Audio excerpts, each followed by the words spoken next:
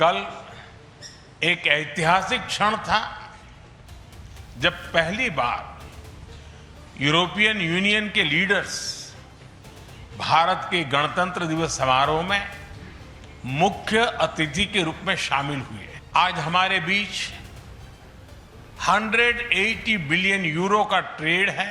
यहीं से दिशा बदली, यहीं से एक नया युग शुरू हुआ।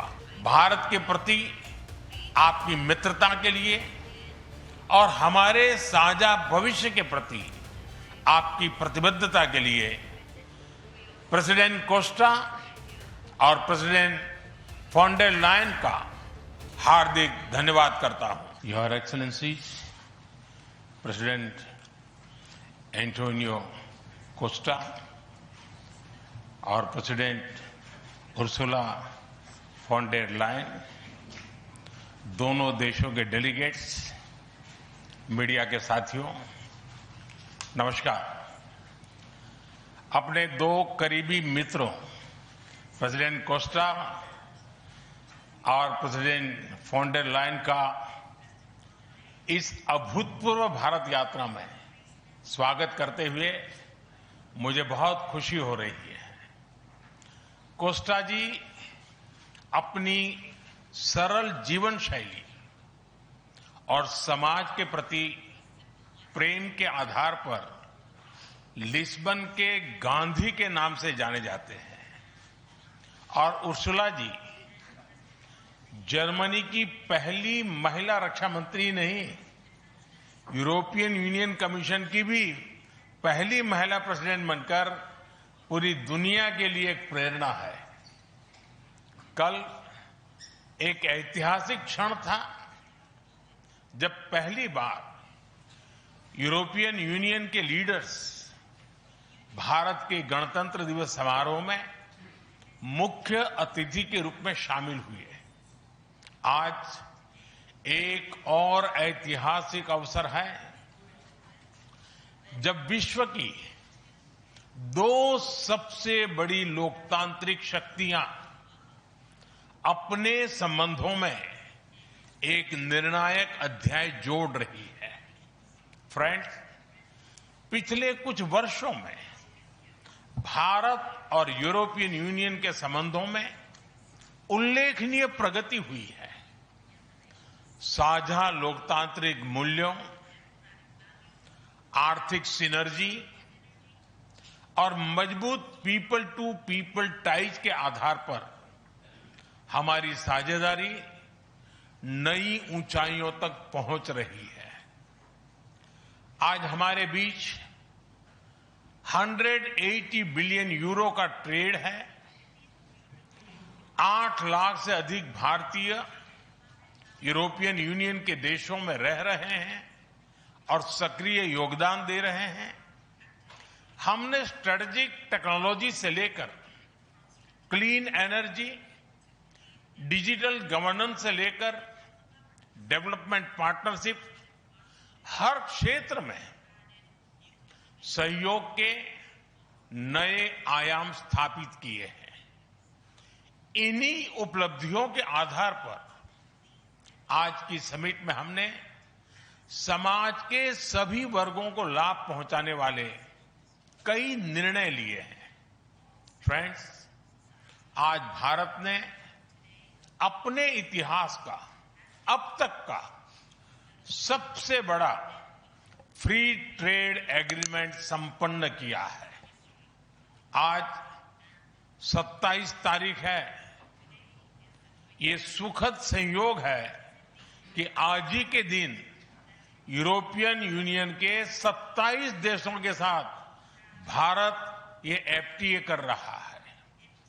यह एक ऐतिहासिक समझौता हमारे किसानों, हमारे छोटे उद्योगों, इसके यूरोपियन मार्केट तक पहुंच आसान बनाएगा, मैन्युफैक्चरिंग में नए अवसर पैदा करेगा और हमारे सर्विसेज सेक्टर के बीच सहयोग को और प्रबल करेगा। इतना ही नहीं, यह एफटीए भारत और यूरोपियन यूनियन के बीच इन्वेस्टमेंट को बूस्ट करेगा, नई इनोवेशन पार्टनरशिप बनाएगा और वैश्विक स्तर पर सप्लाई चेन को मजबूत करेगा। यानी यह सिर्फ ट्रेड एग्रीमेंट नहीं है, यह साझा समृद्धि का नया ब्लूप्रिंट है।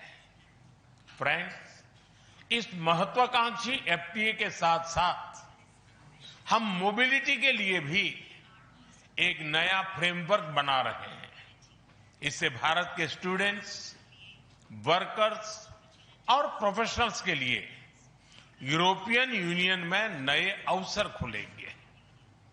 साइंस एंड टेक्नोलॉजी में हमारा लंबे समय से एक व्यापक सहयोग रहा है।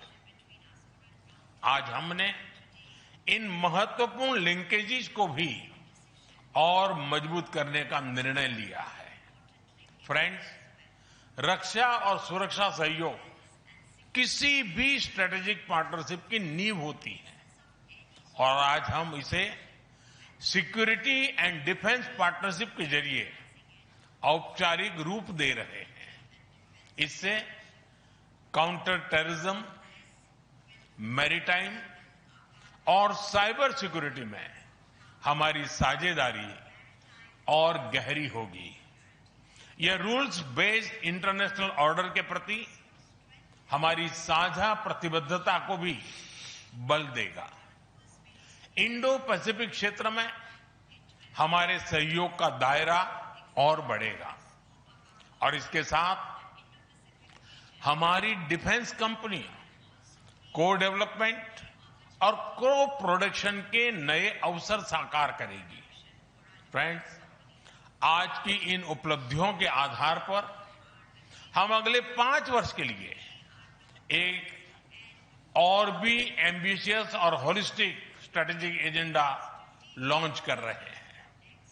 एक जटिल वैश्विक वातावरण में यह एजेंडा स्पष्ट दिशा देगा, हमारी साझा समृद्धि को आगे बढ़ाएगा, इनोवेशन को गति देगा, सुरक्षा सहयोग और सुदृढ़ करेगा और पीपल टू पीपल टाइज को और गहरा करेगा। फ्रेंड, भारत और यूरोपियन यूनियन का सहयोग एक पार्टनरशिप फॉर ग्लोबल गुड है। हम इंडो पैसिफिक से लेकर कैरेबियन तक ट्राइलेटरल प्रोजेक्ट को विस्तार देंगे। इससे सस्टेनेबल एग्रीकल्चर, क्लीन एनर्जी और विमेन एम्पावरमेंट को ठोस समर्थन मिलेगा। हम साथ मिलकर आईमैक कॉरिडोर को ग्लोबल ट्रेड और सस्टेनेबल डेवलपमेंट की एक प्रमुख कड़ी के रूप में स्थापित करेंगे।